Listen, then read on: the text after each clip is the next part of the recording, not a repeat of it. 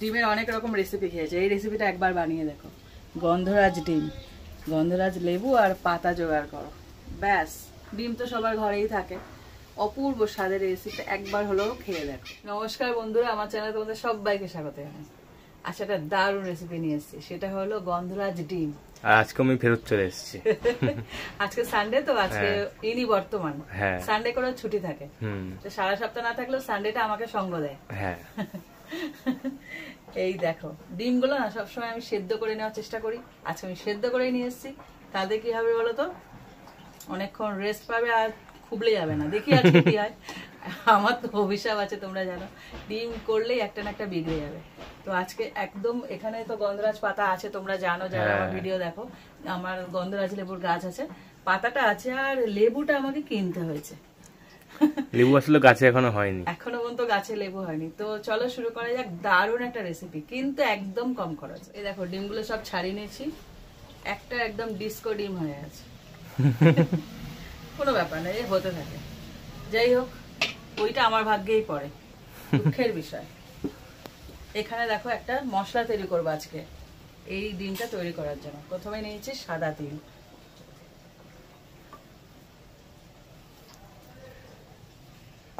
তারপরে নিয়ে নিচ্ছি রসুন কয়েক কোয়া, আর এক টুকরো আদা আর কাঁচা লঙ্কা। এবার এটাকে বেটে নেব।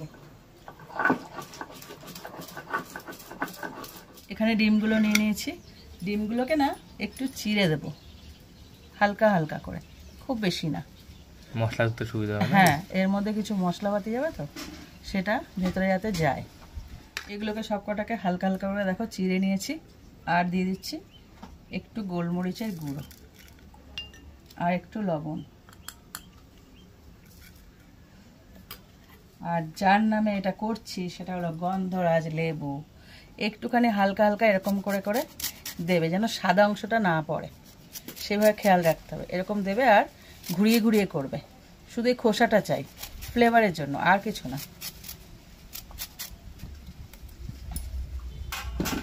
এবার এটাকে হালকা হাতে মাখিয়ে নেব, প্রত্যেকটা মশলাগুলো যেন এর মধ্যে ঢুকে যায়। কি সুন্দর গন্ধ বেরিয়েছে না? গন্ধরাজ লেবু যেখান দিয়ে যায় এত সুন্দর ফ্লেভার দেয়। ডিমটাকে মশলা মাখিয়ে 10 মিনিট মতো রেখে দিতে হবে। এটা থাক, এদিকে আমি মশলাটা বাকিটা তুলে নিই। হয়ে এসছে, এদিকে উনুন ধরে গেছে। আমি একটা কড়াই বসিয়ে দিলাম। এবার এর মধ্যে দিচ্ছি, যেহেতু এটা গন্ধরাজ ডিম তাই সাদা সাদা করবো, একদম চাইছি না কালার হোক, তার জন্য দিচ্ছি সাদা তেল। তোমরা চাইলে সর্ষে তেলে করতে পারো, তবে আমি চেষ্টা করছি সাদা রাখার। তেলটা পুরোপুরি গরম হয়ে গেছে, এবার ডিমগুলোকে দিয়ে দেবো তেলে। ফাটবে না তো? না, তুলে নিয়েছি না, ফাটবে না। বাবা, বলা যায়। এই ডিমগুলো না মনে হচ্ছে শুধু খেয়ে নি, এত সুন্দর গন্ধ বেরিয়েছে। দেখো ডিমগুলো হালকা করে এরকম ভেজে তুলে নেবে, খুব বেশি লাল করার দরকার নেই। অন্যদিন তো বলি লাল করে ভাজবো, আজকে লাল করবো না। কুচিটাকে আগে তুললাম, আর ভদ্রলোকদের পরে তুলছি। এইবার এই তেলের মধ্যে দিয়ে দিচ্ছি গোটা গরম মশলা, দারচিনি আর ছোট এলাচ। একটু ভেজে নেবো এটাকে, তেল তো গরম আছে, এক্ষুনি ভাজা হয়ে যাবে। এবার দিয়ে দিচ্ছি যে মশলাটা বাটলাম ওটা।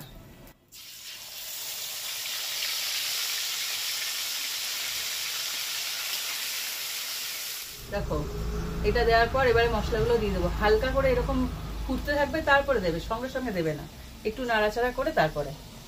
এবার দিয়েছি লবণ, এটা একদম মাখা মাখা হবে তো, লবণটা একদম বেশি যেন না হয় সেইভাবে দিতে হবে। এবার দিয়েছি গোলমরিচ গুঁড়ো, এটা না গোলমরিচের গুঁড়ো ঝালেই হবে, এখানে কোনো লঙ্কার গুঁড়ো অ্যাড করবো না। দিয়েছি গরম মশলার গুঁড়ো। আর যে জিনিসটা ছাড়া এই রেসিপিটা একদমই তৈরি হবে না সেটা হলো গন্ধরাজ লেবু। এই দেখো পুরো হাফ নিয়ে এরকম চিপে দেবে। এবার এটাকে একটু কষিয়ে নেব, মশলাটা কষতে থাকুক। আমার যে আসল কাজটা বাকি সেটা হলো পাতা পাড়া। এখান থেকে ভূতের মতো হাত বাড়ালে পেয়ে যাবো, উঠে দাঁড়াতে হবে। একদম কচি পাতা নেব।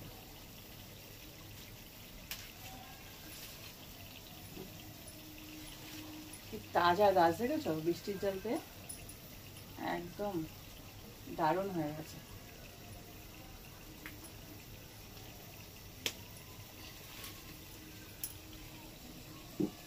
ধুয়ে নে একটু। পাতাটাকে আমি ধুয়ে নিয়েছি পুরোপুরি। এবার এরকম করে ছিঁড়ে দিয়ে দেবো এখানে, হালকা করে নেড়ে। সাথে সাথে আমি এর মধ্যে জল দিয়ে দেবো। দেখো কি সুন্দর তেল ছেড়েছে। তার আগে একটুখানি চিনি দেবো, সামান্য, যেহেতু এর মধ্যে লেবুর রস গেছে তো তার জন্য। এইবার দিয়ে দেবো ডিমটা, অল্প, একদম জল অল্প যাবে।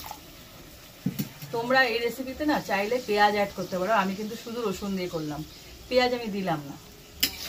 শুধু রসুনের স্বাদেই হবে এটা, আর লেবু আর রসুন। করে দেখো, খুব ভালো লাগবে। এবার ডিমটাকে ছেড়ে দেবো। এখানে কি সুন্দর গন্ধ বেরিয়েছে, তোমরা না করলে বুঝতে পারবে না। এটা জকবক করে যখন ফুটবে 3 থেকে 4 মিনিট ব্যাস, ঠিক এরকম গ্রেভি দিয়ে নেওয়া হবে। একদম কিন্তু যেন ঝোল না হয়, তাহলে ভালো লাগবে না। রেসিপিটা তোমরা ট্রাই করো। আর এটা পরোটার সাথে খেও, অথবা দেরাদুন রাইস দিয়ে, পি রাইস, অথবা নর্মাল ভাত দিয়ে খেও না, ভালো লাগবে না। কিন্তু দারুণ খেতে হবে। এই রেসিপিটা অবশ্যই ট্রাই করো আর শেয়ার করো। ভালো লাগলে লাইক দিও। আর এরকম আরও রেসিপি পেতে আমার চ্যানেলটা সাবস্ক্রাইব করে দিও। তো আজকের মতন টাটা। টাটা।